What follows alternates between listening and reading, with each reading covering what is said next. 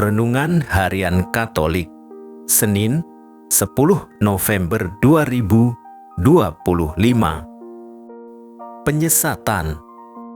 Yesus berkata kepada murid-muridnya, tidak mungkin tidak akan ada penyesatan, tetapi celakalah orang yang mengadakannya.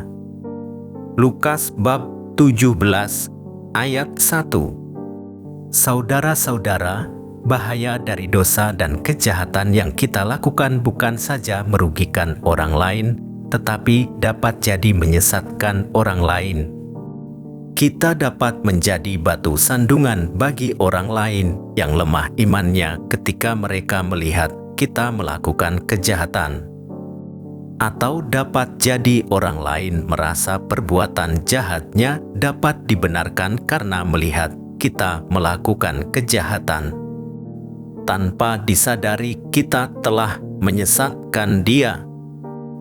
Oleh sebab itu, kita diminta berhati-hati dengan perkataan dan perbuatan kita. Yesus mengingatkan para murid agar hati-hati terhadap adanya penyesatan.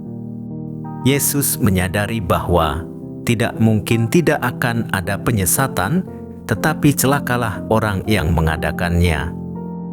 Penyesatan adalah dosa besar dan berat, apalagi dilakukan terhadap orang kecil. Hukuman terhadap pelaku lebih berat daripada penjahat besar. Penyesatan dengan memberi batu sandungan dinilai berat. Ketika Yesus merangkul anak kecil sebagai kesayangannya, ia melihat bahwa dalam hidupnya anak ini akan melihat contoh jahat dari orang besar, orang tua.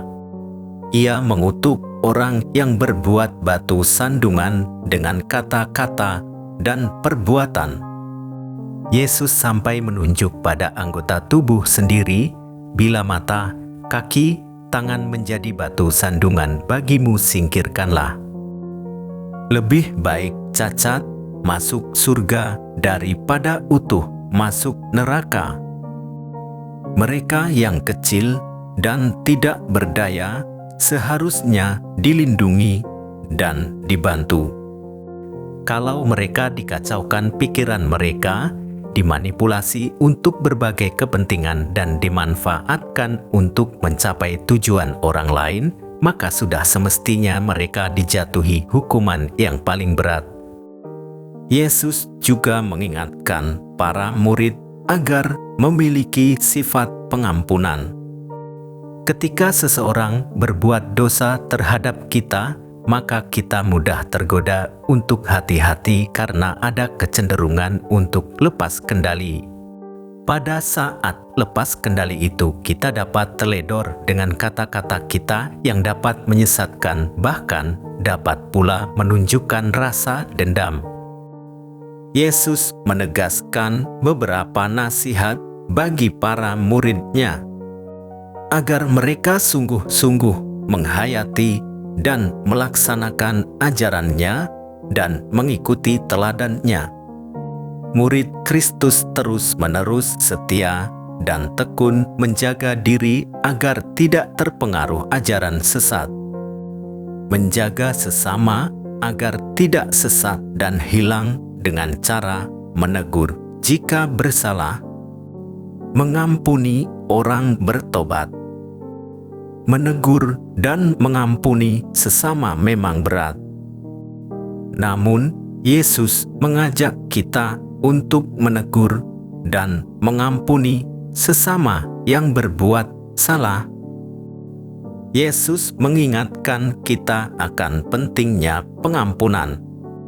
Berusaha untuk menghindari dosa dan kesalahan tentu penting, tetapi mengampuni kesalahan sesama mengantar kita pada kemanusiaan sejati.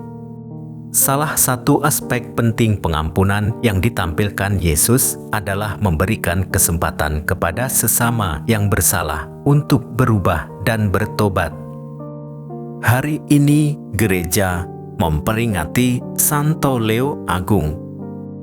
tidak salah kalau ditegaskan seluruh hidup Santo Leo Agung pun dihayati bagi kemuliaan Allah. Pada masa kepausannya ada banyak tantangan bahkan ancaman yang harus dihadapi oleh gereja. Bidah yang membahayakan iman dan kesatuan umat berhasil diatasinya. Dengan sekuat tenaga, ia menjaga kesatuan umat dalam satu iman yang sama. Ancaman serangan dari musuh atas kota Roma pun ia hadapi tanpa mempedulikan bahaya yang mengancam dirinya.